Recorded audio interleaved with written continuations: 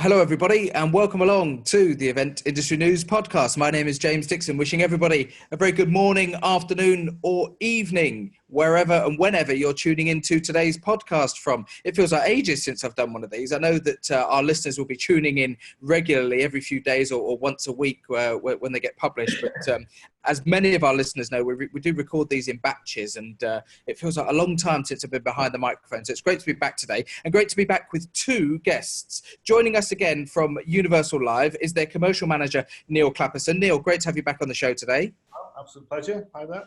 And sitting alongside Neil today at Universal's offices up in Bradford in West Yorkshire is Jason Cardy. Jason is the event director for Capita Travel and Events. Jason, great to have you on the show. Thanks for joining us. Thank you, James, and hi, everyone. So we're talking today about the agency/client-supplier relationship. Looking at how a supplier like Universal Live works with an organisation like Capita and alongside Jason and his team. Before we really get into the points that we want to sort of talk about today, chaps, let's put a bit of context on everything. Neil, first of all, let's come over to Universal Live and just give our listeners a little bit of context as to what you do as an organisation. Well, we're a technical production supplier, so we hire all the kit for live events all over the world, in a nutshell. Fantastic. There's a nice compact explanation. And perhaps maybe not so compact, Jason, when it comes to explaining exactly what Capita Travel and Events do. Many of our listeners will have heard or seen the name and the brand Capita before in one form or another, but specifically, what do your division do? Yeah, so we obviously primarily were bought by Capita, an outsourcing company in the UK. And obviously we were there traditionally to look after their travel, their meetings and their events. Obviously we were a business outside of that beforehand anyway, generating our own revenue. And we've got around about 900 staff, to look after the travel, meetings and event side. We obviously do, from an events perspective, we're slightly smaller. We're quite, we've got quite a nice family creative team. There's about 30 of us in total situated over around about 5 UK offices. Mm-hmm. And primarily we look at around about 300 to 350 events a year, and obviously provide the full event solution, whether that be the kind of technology solution, logistics, health and safety, and obviously managing anything from an incentive maybe for, 25 people, across to South Africa, or, up to a conference for 8,000 people at the NEC in Birmingham. So it's quite a diverse range. And we've got some great brands that we work with, and also some great partners as well. And is it fair to say, again, just for clarity, that as an event director and as a team of people, Capita Travel and Events, you are delivering the expertise, the production expertise when it comes to planning, managing, executing, delivering these events from a production side of things. But in order to actually deliver them, the equipment and the services that you need all need to be brought in from suppliers like Neil and his team at Universal. Yeah, definitely. And we don't hide away from that. We're very open. We've got a great supply management team that look after our partnerships, whether that be, quirky event spaces to, food and beverage caterers, all the way up to speakers and production and entertainment. So, I think for me, it's very important that, working with a customer, you're open about who you're working with. You've got that, existing relationship where at the same time you've worked as a partnership for some time, because obviously, it's about having that experience and that relationship as well, not just with your partners, but also with the customer. So I think, when we work with, new events coming in, it's important that the customer gets that straight away, that, it's not something new to us. It's something we've been doing and, have an existing relationship with these guys for probably about 15, 20 years now. So, yeah, just on that point, I was going to ask you, how long has the relationship between the two organisations been going, and how did that first come about? That's right, yeah. We're getting old. Yeah, not the truth. So yeah, we had a little chat about that earlier. I thought it was, sort of 7 to 10 years, but no, it's double that. So since about 2000, we've been going together. Yeah. Time flies when you're having fun. Exactly. And I'm sure every moment of that relationship has been nothing but fun. As is every relationship in the events. Yeah, in the live events industry. Jason, you started to talk there a little bit about having that open, not so much relationship, but attitude and transparency, I suppose, is one way of putting it with clients that you're working with in terms of how you are bringing in suppliers. How does that work when you're working with your own clients who have an expectation about what you want to deliver, and you've got trusted suppliers like Universal Life you've worked with for a long time? Do your clients allow you to bring in pretty much whoever you would like to bring in terms of suppliers, or will they each have different policies where they might want different amounts of quotes in order to get the best price? Yeah, I think it works both ways, really. We work with a real different skill set of customers and different industry sectors, which is lovely for us as well. Whether that might be a government customer, from the public side, or maybe a private customer. Mm-hmm.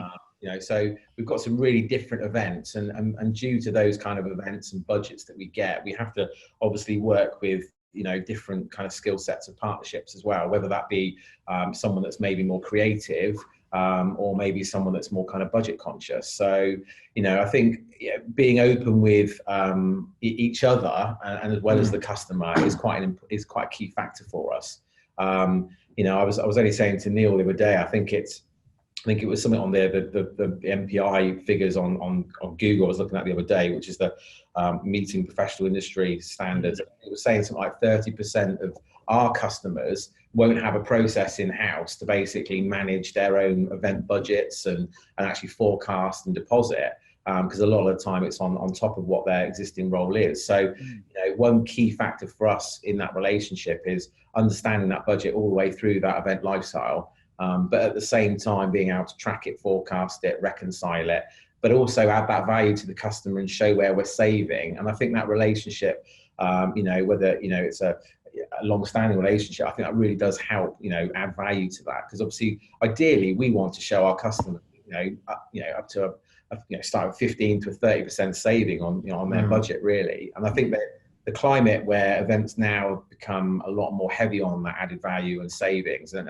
actually showing that to customers is really key, I think, for both parties as well. Yeah, I think a lot of that comes down to when, as we were talking earlier about budgets, if there is a set budget and we have to hit it, then we will have an agreed discount amount that you can show to your clients already that they're receiving from Universal Live. But then suddenly, we'll do the best we possibly can with our quote, but we're still £2,000 over, for example. And it's like, it's that open and honest relationship where it's like, okay, well, you know what, we need to get rid of that £2,000, so we will. And just, it's that trusted relationship that we know that further down the line, we're going to get that business back. Sure, yeah.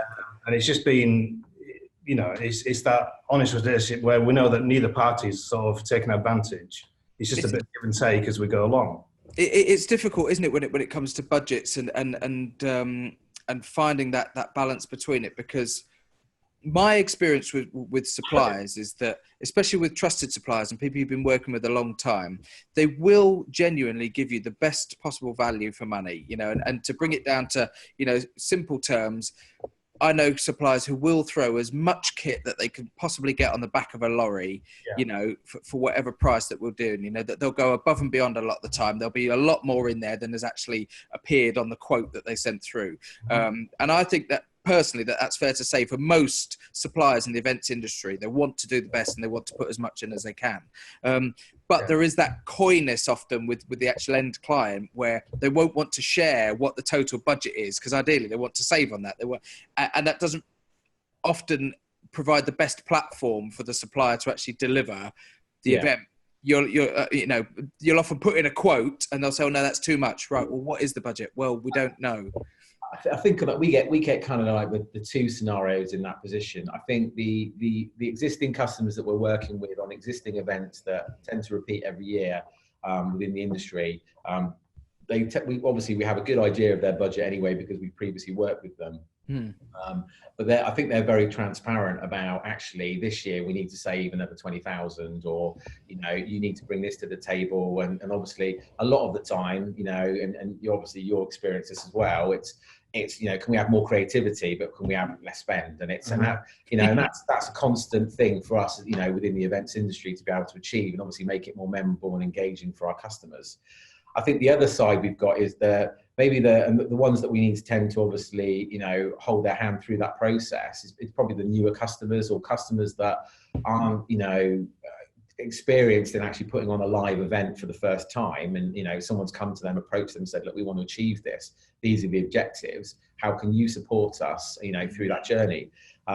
So I think that's when it becomes harder to be more transparent. And I think for me, it's about when we first get that pitch in, it's obviously, let's have a meeting, let's have a chat, let's go for a Costa, let's, discuss what we need to achieve, in order to make this, engaging and memorable, and feedback great as well. And I think also they're looking at us at the same time to say, well, actually, how much does that cost?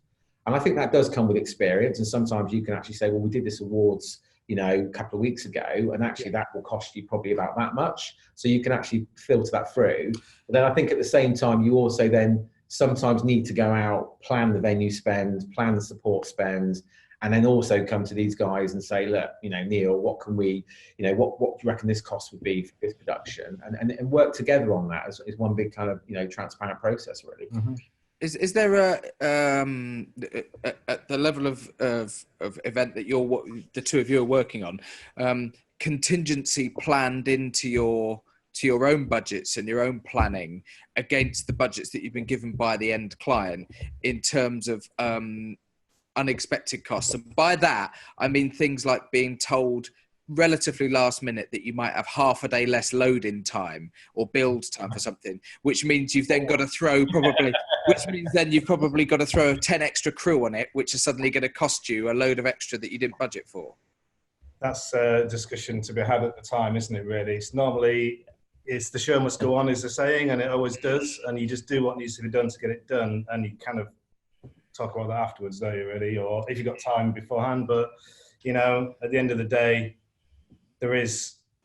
both parties are going to be making some profit. Obviously, that's how the world works. So there's a little bit of give and take in that from both parties. Yeah. And it's just a question of this trusted, up and honest relationship that you can actually say, well, yeah, we saw the problems that were there. We delivered it for you. It actually did cost us another £2,000-3,000 or whatever it is, an X amount of money.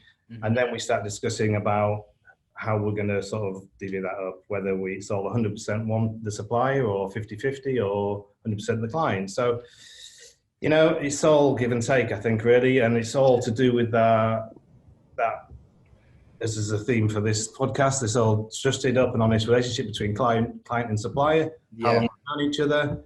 It's also a personal thing as well, how well the PM gets on with the client and things like that. And well, absolutely. You're working in a sector and an environment where you are on, especially during, the actual event itself, during the build, the live days and the break, you're on top of each other constantly, aren't you? So there has to be that personal relationship between supplier, agency, client. Yeah, it's a one team approach all the way. And I think over the years being in the industry, it's got a lot better. And I think people are less to, they're more, I think for me, it's more important that you're open when you're going in for that pitch and when you're going on that site visit, that you're bringing in, those kind of, those partners and suppliers that obviously make you look good at the end of the day. That's what, that's what you guys do.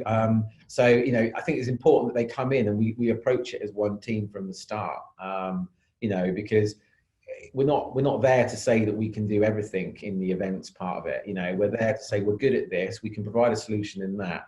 But we've got our partners because, we heavily rely on the fact that they've got that kit in-house, they've updated it, like recently you mentioned about the new LEDs that you've got, which are really cool at the moment, which we want to use for events, because obviously it just brings a little bit more of a different atmosphere on sets and, stuff like that. So I think, like we have an acronym which we mentioned in our team called CATE, and it's basically our suppliers or partners have got to be knowledgeable, they've got to have the ability and attitude, and right attitude, they've got to have the training and they've got to have the experience. And I think if we have those four values within our partners and that we work with, I think that goes a hell of a long way to actually, achieve that project. And at the end of the day, you want to win it, because at the most of the time you're up against, maybe 3 or 4 other businesses and likewise production companies as well. So, I think it really, helps us achieve that at the end, working as one. Gone are the days where everyone's putting on the Capita t-shirt. No, it's not. Universal Live are here, and that they're part of that event, and they see them working on that event. And and what makes me feel really proud is at the end of the event, when the host gets up, or the CEO, and mentions actually these are the people that have made this happen. And obviously production, and it obviously is a big element of that, which is great. Do you think as well in the past that perhaps the older mentality of working was that we want to be seen that we can do everything, and everything needs to be done under our banner so that we look good, and now actually there's a certain confidence that you can give to an end client by saying we are really, really good at this, but we are not so good in this particular area. That's why we bring in suppliers that are strong in this area. We bring in additional expertise. I think that shows a level of confidence in your own organisation. Yeah, I do. I think that attitude has changed. As you rightly said, 10 years ago, it was always the way that you had to wear the client t-shirt all the time. Our biggest client, we still do that, and we ain't got a problem doing that at all. Quite happy to do that.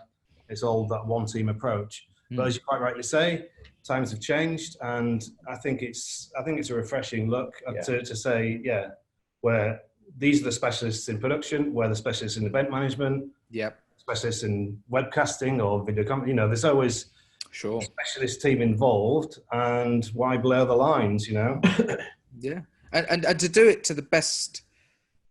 To deliver the best possible outcome now, when you mention something like event technology, when there are so many different facets to it now, and so many different small niche suppliers that are able to deliver really great results in really specific areas, like could be live streaming, it could be interactive apps that allow a conference audience to pose questions straight onto an LED wall. When you look at all these little niche suppliers now, it's important that they're recognised and utilised. It is. I think what's important is that you're upfront with that with your client. So, for example, Jason might come to us with a specific request. We'll have those contacts, those trusted partners that we know, suppliers to us, that he's relying on, our knowledge that it's going to work.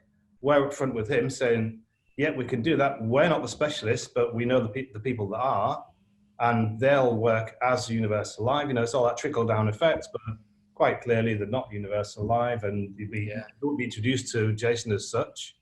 But it's that open and honest thing about being, who's involved, or introduced up front, and it'll be a seamless event by doing so. When you try and kind of hide these things, that suddenly it's all a bit cloak and dagger, and you're going to get caught out eventually, and it's just not worth it. Yeah, absolutely. We did a pitch recently for an awards that was we got some great feedback from, was really successful, and we actually brought in the partners, and actually to the degree where we actually brought in one of the venues as well. So from that perspective, it's always it was quite refreshing, and it's one thing that as primarily in events, obviously venue finding is a big part of that. So to bring in a venue that you're confident about bringing in at the same time, it's quite a challenge, but obviously it worked really well, and I think that just shows that things are changing and people are being more trustworthy with each other. But I think from a production perspective, when it comes down to who we work with, because obviously we have a number of suppliers that obviously deal with production, and obviously Universal Live are one of those and do a fantastic job for us. But at the same time, we work with customers that also have their own contracted production companies, and I think for me it's being able to trust each other when you're on site, but also having that flexibility, especially when you work in partnership, where you might get one event come through that the budget's not so good, and you can actually rely on them to say, well, actually, Neil, can you just maybe make this one a little bit cheaper than you normally would, because we want to win that business, And I know that later on in the year we might get that big sales conference, and we might be able to then obviously achieve more revenue from that, because at the end of the day we're in this for the money as well. It's a big factor of it. Absolutely. sorry, I was going to say it's better for a business like us to spend our money trying to get new business that way than in other ways, such as advertising. As cleanly as that before, is that if you are taking a, let's say, just for argument's sake, you're taking a bit of a £2,000 hit on a particular event in order to work within the budget but deliver what the client wants. Yeah. If you know that they've got, other events that they're working on that potentially you've got an opportunity to get in, that is no different really than putting an advert somewhere or putting out some press releases or spending some money on a bit of marketing. Have to be careful because that carrot does get dangled a lot, obviously. Absolutely, yeah.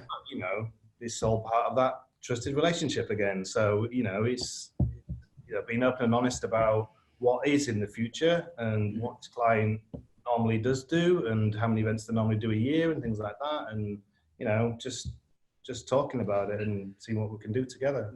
The parallel with marketing, though, is that it's all a calculated, not gamble, but that you have to look at all the elements involved and decide what's best for the business ultimately, which is no different to deciding whether or not you are going to invest, into marketing or whether or not you are going to adjust budgets, whatever it may be. It's all calculation, isn't it? Things, you've got to do all of them, haven't you? But it's how you divide it up, and it's obviously it's usually out of different budgets as well, and.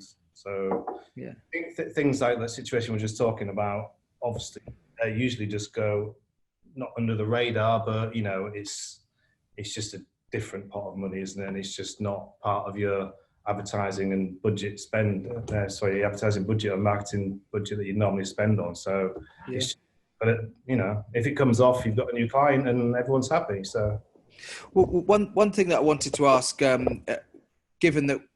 We've got two experienced event companies with many years of reference now behind you both. You must have a pretty good portfolio of events that you can now reference when it comes to pitching for new business and talking to new clients and being able to actually say, here's what we did for this person or here's what we did for this client. It must be a pretty sizable portfolio you've got now that you can reference. How often will you go in together and actually say, look at what we've done historically. This is the type of thing that we can do for you?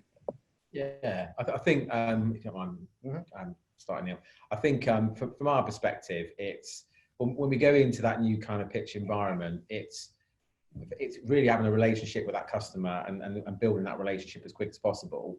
And I think in order to do that, that's where you've got to bring in people that you've worked with before, and I think, they've got to have the confidence straight away that you're going to be able to deliver on, maybe the budget they're going to give you. And obviously also, come back to you with obviously the investment and also the return on engagement as well. So I think for me, it's having that openness and trustworthy. I think I always kind of say when you go into that pitch, the first couple of slides, you talk about the brand and the business and who you are.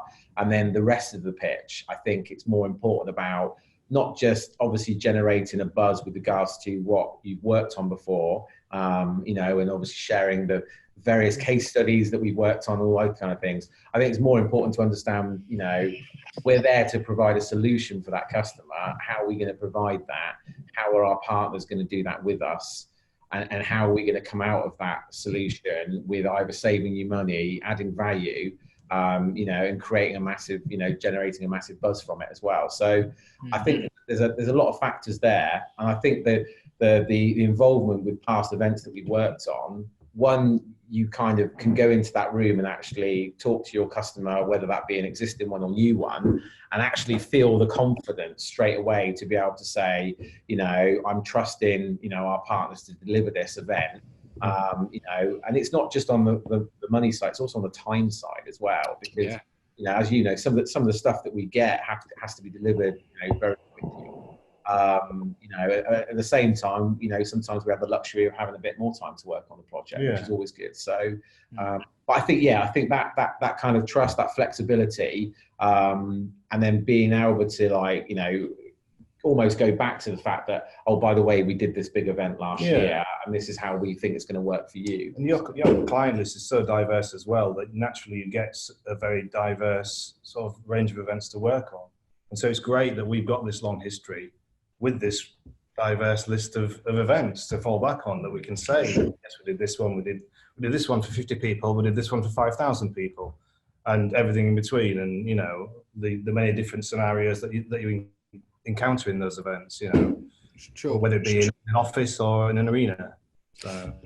But before we wrap up, one thing that I wanted to ask, it may sound like a bit of an odd question, but it references again this figure of 15 years, you know, which is a significant length of time that you've been working together, and how the landscape has changed. And when I say landscape, I mean in terms of expectations or what people want out of their events from particularly a technical production point of view, Neil. And that's perhaps tied in where I'm getting to with this is things like social media, Instagram, Twitter, websites, you know, blogging. Companies now and organizations who deliver live events are really proactive in putting up pictures of what they've done. They want to showcase what they've done. But what that's also doing is giving more and more ideas of what can be achieved to event organizers. And do you find that they're coming to you and saying, oh, we saw this company did this for this event on Instagram, we saw this company did this, can we achieve that? You know, is there more of that crept in over the years? I'd say more in terms of things like interactivity. I think they'll see a very niche thing and say, yes, we really want this, this looks really, really cool, can we have that? And you say, yes, of course you can, and then you give them the price and then say, actually, we'll leave that.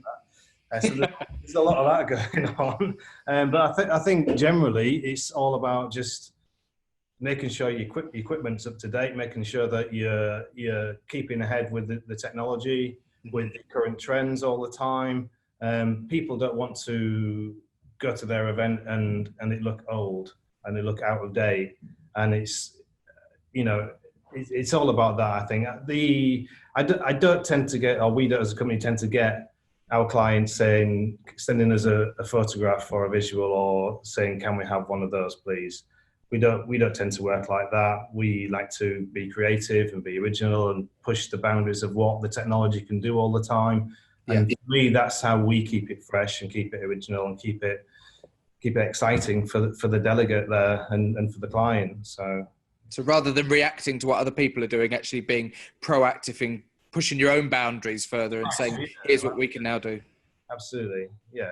I think that's what keeps it interesting. It is for me.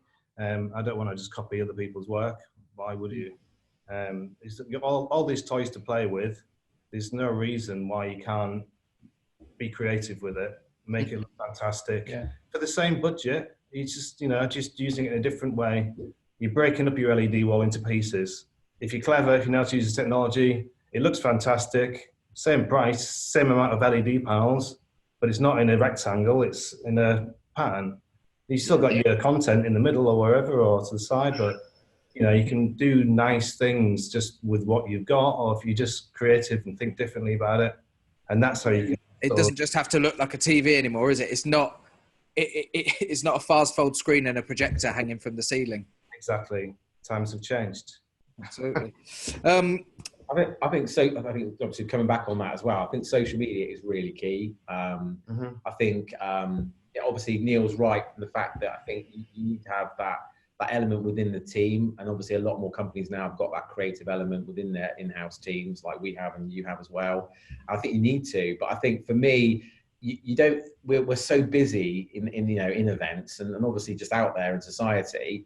For me, that social media element is really good to see, because you're actually finding out what your partners are doing behind the scenes, what customers they're working with, what they've done recently. And that's easily then, you know, to share with your customers and actually build that rapport, which I think is really good. But I think also for me as well, it's your customers can actually see what you're doing when you're not with those customers. And I think it's quite important that, you know, I think like coming back to the case study element, that you're obviously showcasing those events, showcasing the other things that you're doing with that partner community. You know, whether it's a charity element, whether it's, you know, a big awards or fashion launch that you've just, you know, launched basically. So I think it's really key with that, and obviously then making it memorable and obviously increasing that engagement, getting that buzz, and then obviously getting that business back again for us to obviously support and, you know, create a solution. Yeah. Absolutely. Guys, it's been great talking to you both on the show today, and a real insight into that working relationship between agency, between supplier. If anybody wants to get in touch with you guys, with your individual organisations, let's start with you, Neil. Anybody who wants to reach out to Universal Live, find out a little bit more about what you guys do, how do they do that? Yeah, please do. You can follow us on Twitter at universal_live, or our website is universal-live.com. And similarly, Jason, anybody wants to get in touch with your team at Capita Travel and Events, find out a bit more, how do they do that? Yeah, just basically, type in Capita Travel and Events, MYS Corporate Events, obviously Twitter, Facebook, and also Insta, which obviously we've got a lot of visuals on there for people to see what we can do and help with them in the future. Fantastic. Guys, thanks very much for joining us today. If you are listening to today's podcast via your favourite podcast platform, don't forget that you can also head over to eventindustrynews.com and watch videos of all of our previous podcasts. And whilst you're on there, check out all the latest news and features that are on eventindustrynews.com. If you're watching this on the website at the moment, then you can also go the other way. You can go to your favourite podcast downloader and access all of the audio versions of the podcast to have a little listen to loads and loads of different topics and subject matter that we've dealt with over the past few years of the podcast. And it makes me shiver to even say those words. Years of the podcast, years of reference material. Thanks again to our guest today, Neil Clappison. Neil is the commercial manager over at Universal Live, and Jason Cardy, event director for Capita Travel and Events. It's been great talking to you both, and we'll see you on the next edition of the podcast. My name's James Dixon. Thanks very much. Goodbye.